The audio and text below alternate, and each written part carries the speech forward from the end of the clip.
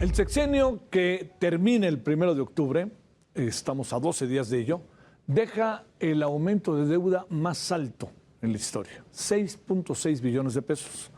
Los analistas estiman que este año se cruzará el umbral del 50% del Producto Interno Bruto.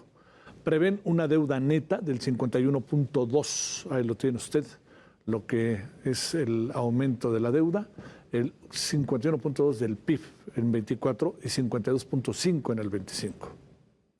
De acuerdo.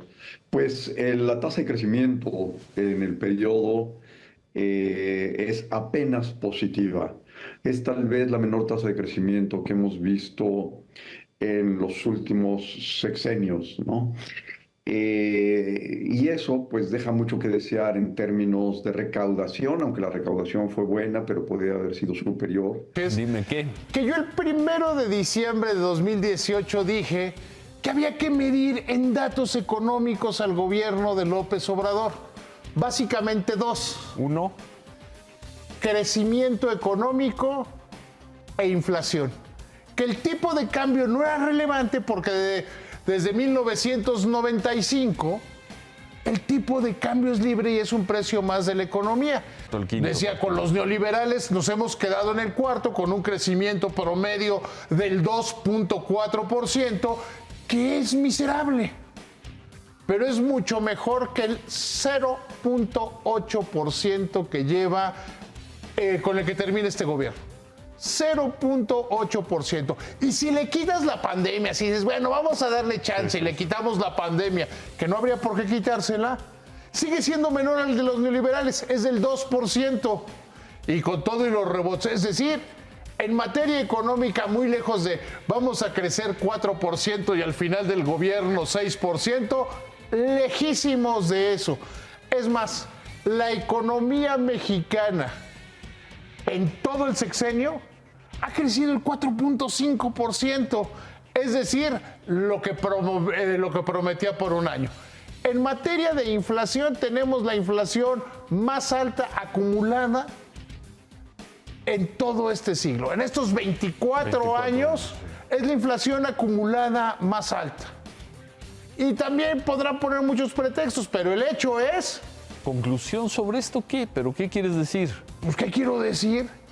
Que el presidente falló. O sea, podríamos decir incluso que el crecimiento en esta administración será el más bajo desde el gobierno de Miguel de la Madrid, que prácticamente tuvo estancamiento la economía en ese periodo. La administración del presidente López Obrador cierra con un país más endeudado. De acuerdo con el análisis del diario El Financiero, el saldo total de la deuda pasó de 11.2 billones en 2018 y superará los 17 billones de pesos en 2024, un monto sin precedentes. El balance en los 6 años de la administración es que arroja un incremento importante de al menos 6 billones de pesos en el saldo de la deuda total. Por deuda total entendamos deuda externa y deuda interna. Pues yo diría que nos mintió a la mera hora. Que eso de que primero los pobres, pues no fue así. La promesa del presidente López Obrador de reducir la pobreza en el país parece haberse cumplido a medias. En su administración, las personas en situación de pobreza general se redujeron, pero las personas con carencias extremas aumentaron. El último reporte del Coneval revela que la cifra de personas en pobreza extrema pasó de 8.7 en 2018 a 9.1 millones de personas en 2022. Para darse una idea, la cifra equivale a casi el total de habitantes de la Ciudad de México. Para analistas, el balance en materia económica del sexenio de López Obrador está lleno de claroscuros. Por un lado, creció el salario mínimo en más del 100%, y por el otro, las personas con carencias extremas aumentaron. Además, el crecimiento económico promedio en este sexenio se perfila para que sea de 0.9%, el más bajo en 36 años. Pero hoy haremos un recuento de cómo quedan algunos asuntos prioritarios para la nación. Veamos qué país deja López Obrador.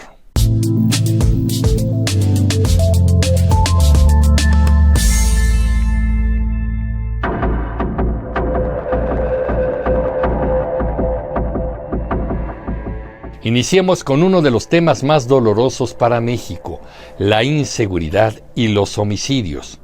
Hacia finales de junio de 2024, el gobierno mexicano ha admitido una cifra de 180,000 muertos por violencia en el país. Algunos expertos afirman que la cifra real se acerca a los 190,000 muertos. Los promedios han destacado de 94 a 101 muertos al día en el territorio nacional.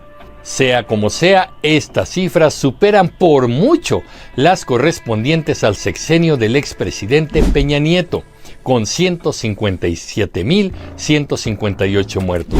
El de Felipe Calderón, con 122,463 muertos, y el de Vicente Fox, con 60,280 fallecidos. El delito que más lastima a la sociedad es el del feminicidio. La administración de López Obrador deja una cifra de 4,817 carpetas de investigación por este delito. Los estados del país con mayores cifras al respecto son el Estado de México, Nuevo León, Veracruz y la Ciudad de México. Las cifras nos dicen que en todo el país se cometen poco más de 10 feminicidios diarios. Hace poco López Obrador negó que la cifra de candidatos asesinados en el pasado periodo electoral fuera de 25 y solo afirmó que se trató de 6 candidatos víctimas de la violencia. Te diría primero, no hay más violencia, hay más homicidios. El negar las tragedias ha sido el sello de este gobierno. La estrategia de abrazos y no balazos no dio resultados y esto está perfectamente documentado con las propias cifras del gobierno federal. Vayamos ahora al tema de la deuda externa.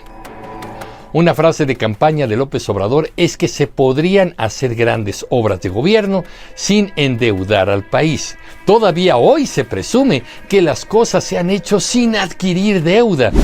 ¿Por qué nos alcanza el presupuesto sin endeudar al país? La fórmula es sencilla: austeridad republicana y no permitir la corrupción.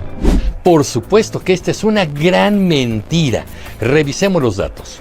El gobierno de López Obrador adquirió una deuda interna y externa de 3.3 billones de pesos. Esta cifra se ve así. Vamos a verla desde el punto de vista de la deuda per cápita. Cuando nos referimos a la deuda per cápita queremos decir que es la cantidad que debe cada uno de los mexicanos. Y sí, es lo que debes tú, cada uno de tus seres queridos, yo y todos los que vamos en el transporte público, nos encontramos en un parque o nos vemos por ahí en la calle. Miren. En el 2019, cada uno de los mexicanos debíamos 109,918 pesos. Hoy, en 2024, gracias a la deuda adquirida por López Obrador, cada uno de los mexicanos debemos 126,818 pesos. También los bebés, De esta cantidad, 97,192 pesos es para pagar la deuda interna y el resto es para pagar la deuda contratada en el extranjero. Sí, AMLO endeudó al país con una cantidad enorme y negarlo es mentirle al pueblo. El crecimiento del Producto Interno Bruto de México en promedio durante todo el sexenio fue del 0.6%. Para entenderlo debemos decir que el promedio de crecimiento del PIB en el sexenio de Peña Nieto fue del 2%. Hay que recordar que López Obrador había prometido un crecimiento del 4% para su administración. No lo logró. Esta es la razón por la que un aumento al salario mínimo o el famoso superpeso no ayudan al poder adquisitivo de los mexicanos. Habrá un supuesto aumento al salario y un dólar barato, pero a la gente le alcanza para comprar menos en su vida real. Si revisamos la inflación, encontraremos que el Instituto Mexicano para la Competitividad reporta que en este sexenio los precios de los alimentos tuvieron incrementos del 45%, mientras que servicios como la salud y el transporte ahora son un 25% más caros. Cerrando muchos de estos servicios y en general desmantelando los que ya funcionaban, sustituyéndolos con otros que operan mal. Uno de los ejemplos más desastrosos es el de la salud, cuyos servicios han sido destruidos por el actual régimen y luego cambiados a estrategias que no han funcionado, entre ellas el INSABI, del cual advertimos en este canal que venía mal, y el actual IMSS Bienestar. Aún así, el presidente sigue prometiendo que hacia el final de su sexenio, dentro de 2 meses, el servicio de salud mexicano será mejor que el de Dinamarca. Una frase electorera que hasta la fecha no ha demostrado ser cierta. El servicio de salud sigue siendo deficiente en México y el desabasto de medicamentos e insumos para los hospitales son la norma cotidiana. Mucha gente ha preferido los pequeños consultorios de farmacias para intentar atender sus padecimientos. Uno de los grandes problemas del presidente López Obrador es la mentira constante, disfrazada de otros datos, los cuales, por cierto, nunca muestra. Siempre que dice a modo de chiste, yo tengo otros datos, se esconde alguna mentira que trae detrás corrupción y que a veces ha costado vidas. Cuando se presentan cifras que le incomodan o revelan que está solapando la corrupción, él dice, yo tengo otros datos. Sus seguidores lo celebran y la impunidad continúa. Respeto mucho tu punto de vista, pero no lo comparto, porque yo tengo pues una visión distinta y tengo otros datos. Las obras emblemáticas de este sexenio han demostrado tener grandes problemas. Se triplicaron sus costos, no están concluidas, funcionan a medias, los proveedores están envueltos en casos de corrupción y como a este gobierno no le gusta la transparencia, la información de licitaciones y contratos se ha catalogado como confidencial para que nadie la revise. El combate a la corrupción se quedó solo en promesas no cumplidas.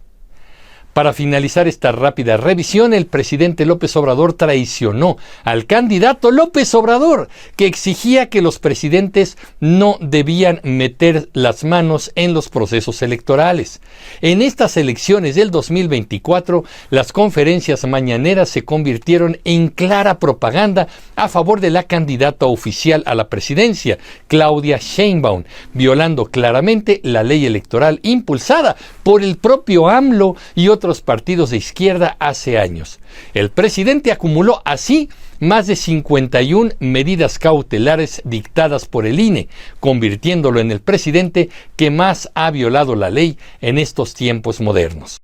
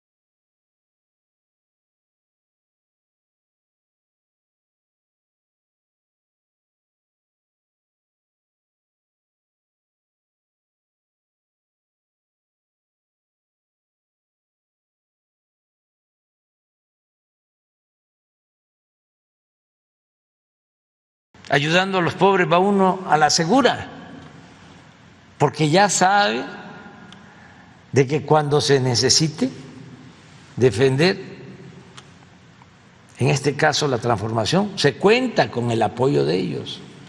No así con sectores de clase media, ni con los de arriba, ni con los medios, ni con la intelectualidad. Entonces, no es un asunto personal, es un asunto de estrategia política. Ese procedimiento consiste en utilizar el presupuesto público. Ellos apuestan mucho a derramar recursos para crear un ambiente artificial de prosperidad, utilizan recursos para dar ayudas personalizadas y obtener los votos. Esa es la esencia de la nueva estrategia del PRI y del gobierno, al grado que si el PRI no utiliza el presupuesto público, no ganaría la mayoría de las elecciones. Así el presidente López Obrador heredará al gobierno de Claudia Sheinbaum un legado económico con finanzas públicas contra las cuerdas, un crecimiento económico estancado y millones de personas con carencias extremas. La justicia es atender a la gente humilde, a la gente pobre. Esa es la función del gobierno, hasta los animalitos. Ni modo que se le diga a una mascota, a ver, vete a buscar tu alimento, ¿no? Pues se les tiene que dar, ¿no? Su alimento.